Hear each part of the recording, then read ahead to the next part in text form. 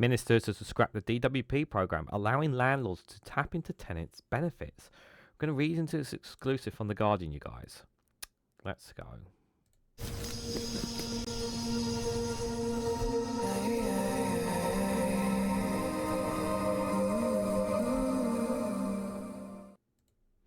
Good morning, good afternoon, good evening, wherever you are in the world. This is Reganelite here, an exclusive from The Guardian with the headline that ministers are to scrap a DWP program allowing landlords to tap into tenants' benefits. The exclusive reveals that Liz Kendall confirmed that the government will no longer back the controversial computer says yes system. So what is this about? So this is about the case is about landlords being able to request, not access, direct access to people who are reliant on the benefit system, but basically request the money that they need to pay for their rent directly through the DWP, through a DWP program, rather than actually going through the tenant, the person's money in the end, at the end of it. Now, I understand that there are people who struggle out there. I understand that why we have to have a benefit system. I understand the needs of being able to look after people. What I don't accept is that people who have bank accounts don't have control of their bank accounts in this, because that's exactly what this story is. This is about, while I accept that the government needs to have a little bit of oversight, and I say a little bit, and I don't mean control of their bank account, a little bit of oversight over the fact that they claim benefits because of whatever their situation is. I understand that they need to have oversight over it because of the possibility of potential fraud, even though there's very little, very unlikely for it to happen. But I understand that. I don't like this all being done behind the actual owner of the bank account's back. I hate that. Like, it's just like imagining you had a bill to pay, right? Or that you were due a bill somewhere, right? And that instead of you paying for it, or for whatever reason you're choosing not to pay for it, right? Imagine that company going to the government and saying, and then the government taking that money straight out of your bank account, whether you liked it or not. Like, that would be infuriating to you, wouldn't it? Yeah, because that's literally your money being taken straight out from you. That's exactly what this scenario is. It's the same thing. Now, people will argue, well, Regan, this is different because it's actually a DWP program, and they're claiming money from the government on the benefits that they are. So technically, it's not their money. Well, yes, you do have a fair point in that. In the point of that it's not directly their money; it's money from the government. But you have to also bear in mind that not everybody can make a living for themselves. Not everyone can earn decent money, and some people will rely on benefits to survive, to literally survive. But it doesn't mean to say that that some of these people can't look after themselves, or that they cannot manage their own bank accounts. There may be some people who can, but I think it's a case by case basis.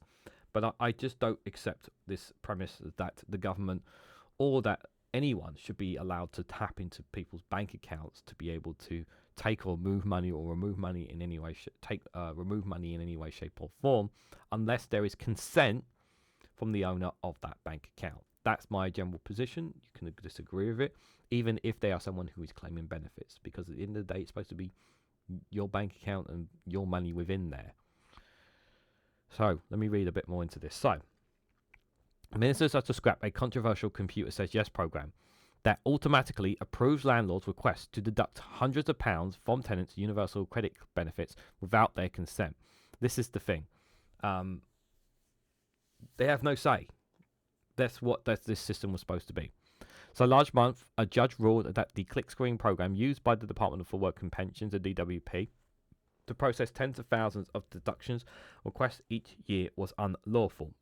And it came after a challenge brought by tenant Nathan Roberts, who argued it was an abusive process that the DWP did not ask him before docking £500 from his benefit at the request of his landlord, with whom he was in a dispute over repairs. So here, right here, yeah, he's having a dispute with the landlord. Landlord goes to the DWP. DWP docks the money from him, and he's had no consent whatsoever over it.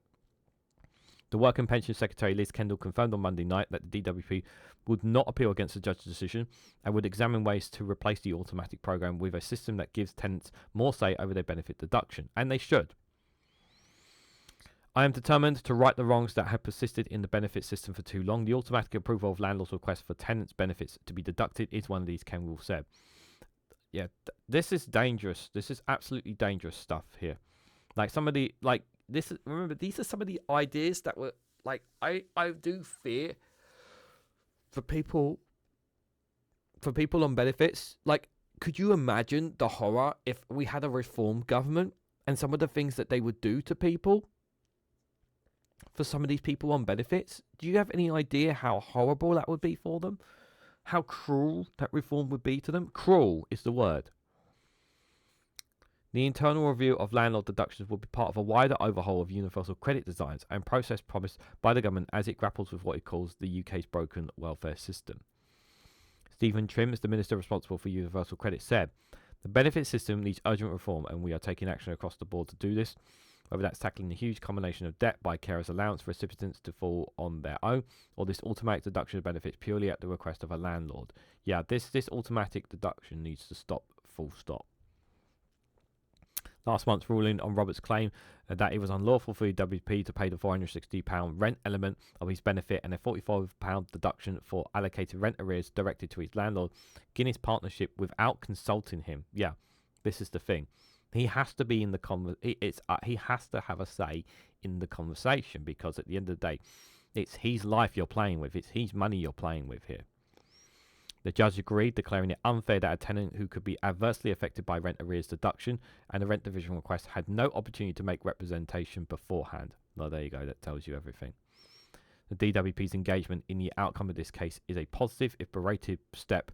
Precisely what changes are going to be made remains to be seen, but the call for better division to be made overall by the DWP can no longer be ignored, said Emma Vasley of Blyman Solicitors, who brought the Roberts case to court. The DWP review expected to include similarity automatic benefit deduction made without the claimant's consent by the DWP on behalf of utility companies for non-payments of water and fuel bills. You mean the same water and fuel bills that are about to go up this year? A court ruling 18 months ago found that the DWP was in breach of the obligation of fairness by failing to check the claimant before deducting up to 25% of their benefits. Labour's fair repayment system, which caps the amount, can be cut from the benefit payment each month to repay short-term loans and debts, which is expected to leave 1 million of the UK's poorest households £420 a year better off, starts in April. Yeah, this cost of living crisis is not very good, but like, here's the thing, like, I'm at two folds in, like, I understand that there is a huge amount of money in the benefit system, in the DWP system. I understand that there's a lot of people on that system right now, but like, no matter how much they want to say they're going to cut a lot of waste and whatnot, sort of thing, the same kind of language that you're hearing over in America right now, the reality is that a lot of people just cannot afford the basic cost of living right now. That is the reality. The reality is our water bills are going up, our energy bills are going up, your council tax is going up. If you're paying by travel, your travel fare has gone up this year.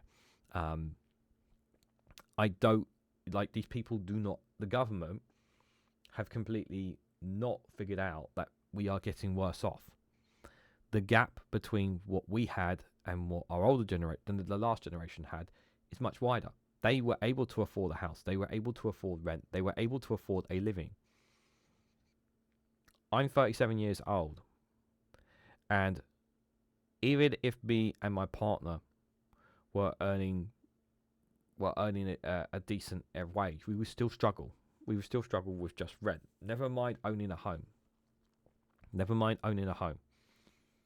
Like, a person on a living minimum wage should be able to afford, someone on the living wage, okay, should be able to afford accommodation for themselves, be able to afford to feed themselves, to be able to buy essentials that they need to live. They should be able to do that. But that's not the case.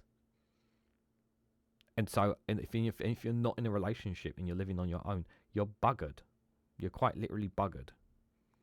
And this is where they end up, because they end up desperately turning to benefits because they need the government to help them out. They need subsidies to help them out. This is not just this is a consistent failure of both political parties' failures to address the cost of living crisis issue. It is not just a case of the healthcare being in crisis. It is because of what's happened over decades, of the gap that is being made. It's not just what the Conservatives have done over the last 14 years. Unless the government gets a grip on this, and I don't know if they are going to get it. The more time passes on, the more I have doubts about it. Like, this is the year where we'll see what Labour does. But I very much doubt it, because they talk so much about building loads and loads of homes. But if people can't even afford the basic basically to be able to pay their bills, how are they supposed to buy a home for themselves? More and more people have to live with their parents because they just cannot afford to buy a home for themselves. Now, I've given up on the dream of buying a home. The reality is I've given up on that dream.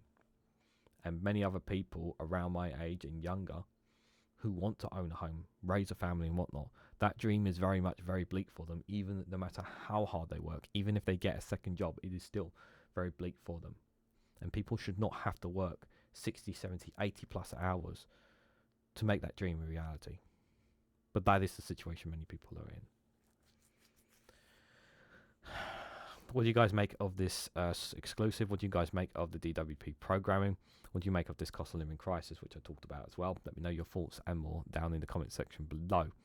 If you found this video informative or helpful in any way to you, hit that like button, share this across social media, subscribe if you haven't to already. Do check out the Patreon Rumble content down below as well, because I do additional content on those platforms as well. Both of them are free to watch, by the way. And if you want to financially support me in the work that I do here on this channel, you can click the join button to join the YouTube membership. Thank you so much for watching, and I hope to catch you all very soon.